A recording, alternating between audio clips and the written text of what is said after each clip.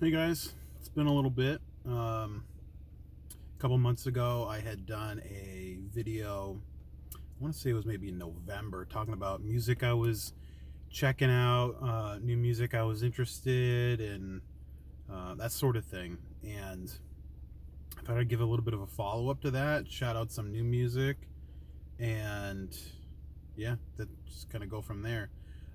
I talked about Bayside in my last video. I remember I was having a hell of a brain fart on some of the names of the songs for their new Red EP. And apparently they're putting out a new EP very soon, but they already have two more songs out since that happened. Go to Hell, and I forget the name of the other song. It's with Ice Nine Kills, and both of those songs are solid. They've been really on a kick lately of just great songwriting, super catchy, great guitar riffs, great solos, and I'm super happy with what they're churning out. So definitely check out those songs, Go to Hell, and whatever the hell the other one was. I'll never remember them all. Nextly, I want to talk about the new Thrice album. Thrice came out of nowhere, as far as I know, with a recording of my favorite Thrice album, one of my favorite albums of all time, The Artist in the Ambulance. If you followed me for a long time, you know I've done covers of some of those songs way back in the day, and it's always been a special album for me, although it did have some flaws. I mean, the production wasn't great. There was a lot of parts in some of those songs where you couldn't really hear some of the guitars. It was basically just like a wall of sound. And while I still love that original album, this re-recording is just beautiful. They did such a great job with the production. The guitars aren't as heavy. They're not as they don't have as much gain, or so much presence. There's a lot of room to breathe in the songs now, and you can really hear a lot of the little nuances between the rhythm guitar, the lead guitar. I think Dustin's vocals are better than they were before. I did hear that he had some issues with his yelling, his screaming over the years. He couldn't do it as much. I'm assuming that's why there's a lot of guest spots on the songs. When I saw that there were so many guest spots, I was a little taken aback. I was hoping they weren't going to change the overall vibe of the songs, but it sounded like they just got these people on to help him with the screaming in those spots, I guess. I don't know. That's all I really noticed in the few times I've listened to it through. But yeah, a lot of great songs on that album. Stare at the Sun, Under the Killing Moon, Abolition of Man. There's not a bad song on that album. I mean, I absolutely love it. Paper Tigers, awesome. I mean, it's great. And what I really like about the album is it sounds like it's just one straight performance. I don't know what the context was. I don't know if it was all recorded over a few weeks or months. I don't know. But it sounds like they just got in a room and just jammed the whole thing from front to back. And I think they did a great job with that. After that, what do we got? Paramore just came out with a new album. I actually bought the album. I have it in my car right now. I've listened to it probably half a dozen times at least, and I gotta say, front to back, I'm very happy with it. There are a couple songs that are a little out there, or at least have just maybe like parts of songs that I don't really like that much. Say Comme Ça, for example, was the third song they released, and I really don't like the chorus in that song. It's not my favorite. It kind of reminds me of Batman with all the na-na-nas, or My Chemical Romance or something. But man, there's so many good songs on the album. I love You First. I feel like that's a great song, and it's interesting. I listened to this interview they put out with Zane Lowe. I think that was who it was. On their YouTube page, it was like an hour long, just breaking down every song on the album. And "You First" was actually one of the songs that Taylor struggled with the most. He actually really didn't like that song. He actually fought a bit to try to get it off the album because it just wasn't working for him. He wasn't going where he wanted it to, and I totally relate to that. I really, really understand. And it's funny because I've heard so many people say that that's their favorite track on the album, and it's probably mine as well. Either that one or Crave. Crave is incredible too. I love that song. Um, but yeah, I totally relate because a few of the songs that I've written and recorded over the last few years, it's usually the ones that seem the weakest that people tend to like the most, and it's weird how that can happen. My song "Derelict" off of With Vigor, for example, that song nearly got scrapped. It took a long time for that song to really take shape, and people love that song now, and I'm happy with it now. But man, it was a fight. But yeah, great album.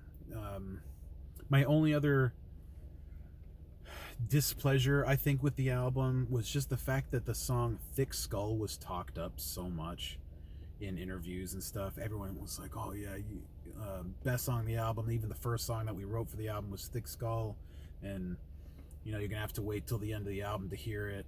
And I don't know. I felt a little disappointed by it.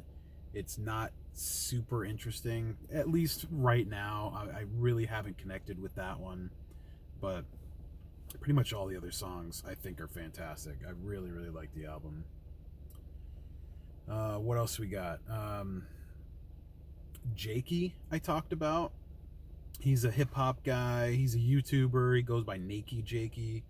I know I talked about him in my last video talking about music, and his album finally dropped after so long of me waiting. I couldn't believe when it finally dropped. I was so excited.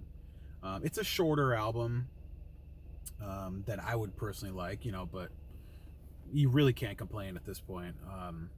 So many of the songs are great. The first like half of the album I think is super, super strong. I really like Drive Off a Bridge. I think that's a great song.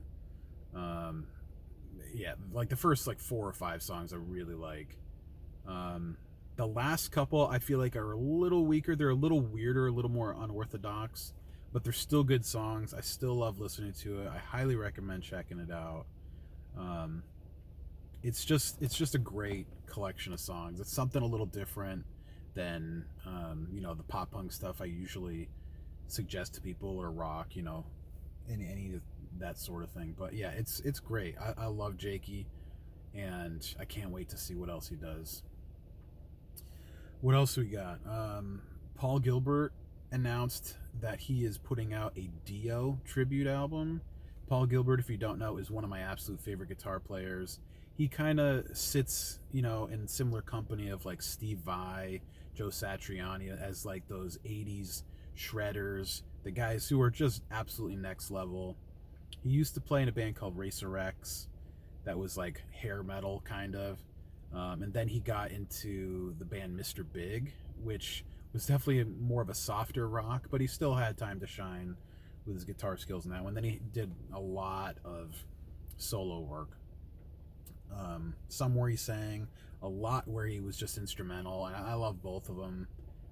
But he released a song, he released a cover of Holy Diver, which was awesome. It's all instrumental, and he actually performs all the vocal lines on guitar, and it's just such a cool thing. He's done it before on an album where I think it's called like Stone Pushing Uphill Man or something. He did an Elton John cover. He did a Loverboy cover, and others. But I'm really excited for the rest of this Dio album.